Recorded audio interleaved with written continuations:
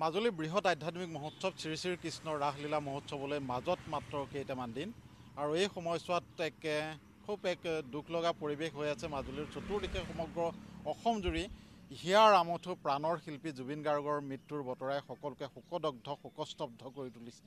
তাৰ মাজতে এই আধ্যাত্মিক অনুষ্ঠানভাগী আগুৱাই নিবৰ বাবে মাজুলীবাসী সংকল্পবদ্ধ হৈছে আৰু গোটেই সমগ্ৰ মাজুলীবাসী আচলতে এইবাৰ শ্ৰীকৃষ্ণৰ ৰাসলীলা মহোৎসৱ জুবিন গাৰ্গৰ নামত উৎসৰ্গিত কৰিছে আৰু মাজুলীৰ সাংস্কৃতিক সমন্বয় কৃষ্টি সংঘই আচলতে এই বৰ্ষত জুবিন গাৰ্গৰ নামত ৰাসলীলা মহোৎসৱ উৎসৰ্গিত কৰাৰ উপৰিও আচলতে এই ৰাসলীলাত প্ৰৱেশ পত্ৰ বিনামূলীয়া কৰিছে। সকলো শ্ৰেণীৰ দৰ্শকে মাজুলীলৈ অহা সকলোখিনি দৰ্শকেই কোনো আচলতে পইচা খৰচ নকৰাকৈ বিনামূলীয়াভাৱে তেওঁলোকে এই ৰাসলীলা উপভোগ কৰিব পাৰিব।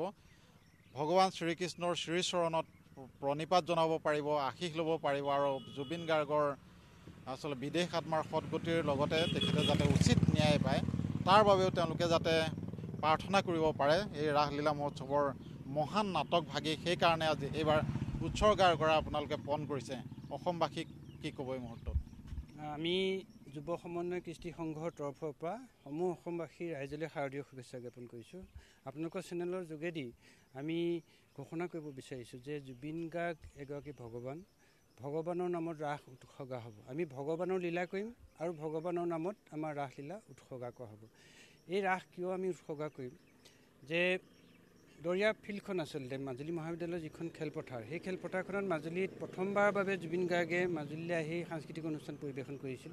পৰৱৰ্তী সময়ত আহি দৰিয়া ডুবিৰ ওপৰত এটা গীত আচলতে তেখেতে অসমবাসীলৈ উপহাৰ দিছিলে আৰু মাজুলীখনক সাংস্কৃতিকভাৱে আগুৱাই নিয়াৰ ক্ষেত্ৰত সেই গীতটোৱে যথেষ্ট সহায় কৰিছিল। আৰু তৃতীয়তে শেহতীয়াকৈ তেখেত ঢুকুৱাৰ পিছত মাজুলী জিলা প্ৰশাসন আৰু মাজুলীবাসী ৰাইজে তাতে একদম বৃহৎ এক শ্ৰদ্ধাঞ্জলি অনুষ্ঠান আয়োজন কৰিছিলে, য'ত হাজাৰ হাজাৰ মানুহে আচলতে স্বতঃস্ফূৰ্তভাৱে জুবিন গাৰ্গক শেষ শ্ৰদ্ধাঞ্জলি জ্ঞাপন কৰিছিল। তেখেতৰ প্ৰতিকৃতিত শেষ শ্ৰদ্ধাঞ্জলি জনাই আচলতে মাজুলীৰ যি সত্তা, সাংস্কৃতিক সত্তা, সেইটো প্ৰকাশ কৰি দিছিল। তিনিওটা দিন ৰাইজৰ বাবে মুকলি থাকিব আৰু আমি ৰাস আগৰ দৰেই হ'ব, কেৱল আমাৰ প্ৰৱেশ পত্ৰ নাথাকিব, আমি সকলোৱে আহি চাব পাৰিব আৰু যিসকল লোকে আচলতে এই ৰাসখনৰ এই উদ্দেশ্যক আমাক সন্মান জনাব বা যিসকলে আমাক সহায় সহযোগিতা কৰিব বিচাৰিব, আমি সকলোকে আমি আদৰণি জনাইছোঁ যে আমাৰ লগত সহযোগ কৰক আৰু আমাক আচলতে দিহা পৰামৰ্শ আগবঢ়াই লৈ যাওক, এই আশা ৰাখিছোঁ। আৰু এটা কথা যে আমি যুৱ সমন্বয় কৃষ্টি সংঘৰ নিজাৰ এক মনোবল আছে। আমি বহু ঘাত প্ৰতিঘাত, বহু সংঘাতৰ মাজত আমি খেলপথাৰখনত ৰাস অনুষ্ঠিত কৰি আছোঁ। সপ্তমবাৰৰ বাবে ক'ভিডৰ সময়তো আমি আচলতে ৰাস উদযাপন কৰিছিলোঁ। আমি সেই সময়তো আমি লাভৰ মুখ কোনো দিন দেখা নাই যদিও আচলতে কোনোদিন লাভৰ মুখৰ কথা চিন্তা কৰা নাইকিয়া আধ্যাত্মিক এই অনুষ্ঠান ভাগি শিল্পীজনাৰ প্ৰতি আৰু এই আচলতে যি সমন্বয় কৃষ্টি সংঘ সকলোৰে সদস্যৰ লগতে এক আপোন সম্পৰ্কও আছিল শিল্পীজনাৰ আৰু তেখেতৰ নামতে আজি এই বৃহৎ উৎসৱ ভাগি আগবঢ়োৱাৰ সিদ্ধান্ত গ্ৰহণ কৰিছে। কি ক'ব?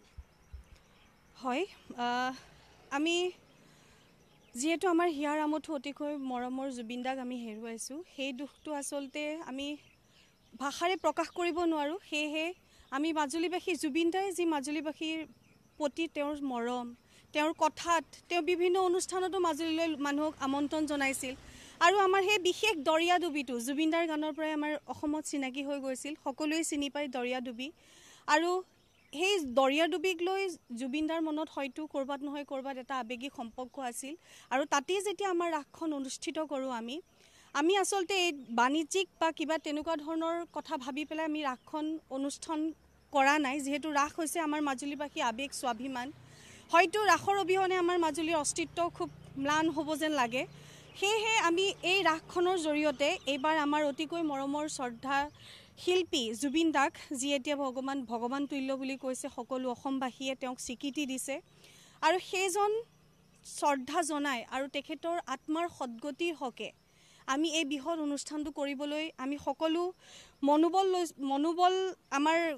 মনোবল হৈছে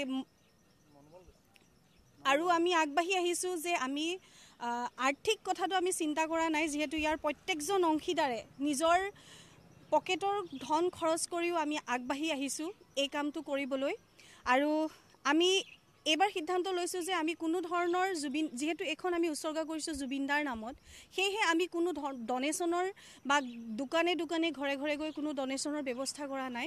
কোনোবা যদি ইচ্ছাকৃতভাৱে জুবিনদাৰ নামত যদি আমাৰ জুবিনদাৰ এই অনুষ্ঠান ভাগিলৈ যদি কোনোবাই সহায় আগবাঢ়িব বিচাৰে, সহায় কৰিব বিচাৰে, তেতিয়াহ'লে আমি সসন্মানেৰে তেওঁলোকক আদৰি ল'ম। যিহেতু জুবিনদা কেৱল আমাৰ নহয়, গোটেই অসমৰ, এতিয়া বৰ্তমান বিশ্বৰ। আৰু সেই জুবিনদাৰ অকণমান শ্ৰদ্ধা জনাবৰ বাবে আমি 3 দিনীয়া কাৰ্যসূচী এই অনুষ্ঠানভাগী কৰিবলৈ আয়োজন কৰিছোঁ। আৰু সেয়েহে আপোনালোকৰ চেনেলৰ জৰিয়তে অসমবাসী ৰাইজক মই আমন্ত্ৰণ জনাইছোঁ আমাৰ এই ৰাসভাগিলৈ, যাতে আপোনালোকে আহি আমাক আশীষ প্ৰদান কৰে আৰু লগতে জুবিনদাৰ আত্মাৰ সদ্গতিৰ হকে আপোনালোকেও প্ৰাৰ্থনা কৰাৰ এটা সুবিধা পাব। যিহেতু এখন আধ্যাত্মিক ভাৱৰ আমাৰ শ্ৰীকৃষ্ণৰ ৰাসলীলা।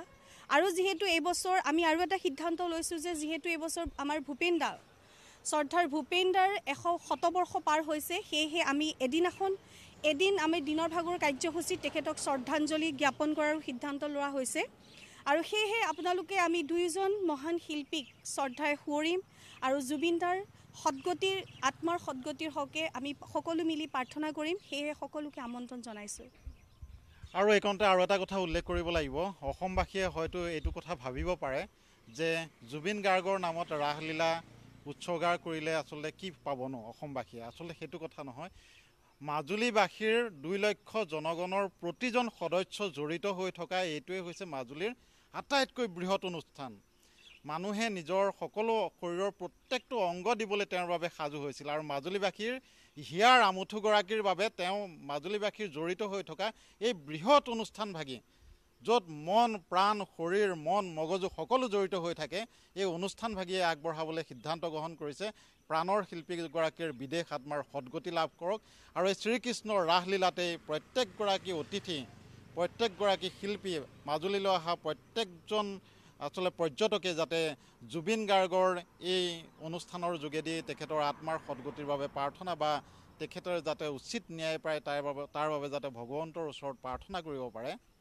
আৰু বিশ্বৰ বিভিন্ন প্ৰান্তৰ পৰা অহা দেশী বিদেশী পৰ্যটকসকলেও জুবিন গাৰ্গৰ মহিমা, তেখেতৰ গুণানুকীৰ্তন এই অনুষ্ঠানভাগিলৈ আহি যাতে অনুধাৱন কৰিব পাৰে, তাৰ উদ্দেশ্য আগত ৰাখি এই সিদ্ধান্ত গ্ৰহণ কৰা হৈছে। সকলো শ্ৰেণীৰ লোকৰ বাবে এই বৃহৎ মহোৎসৱভাগী আগবঢ়োৱাৰ সিদ্ধান্ত গ্ৰহণ কৰিছে শিল্পী সমাজে।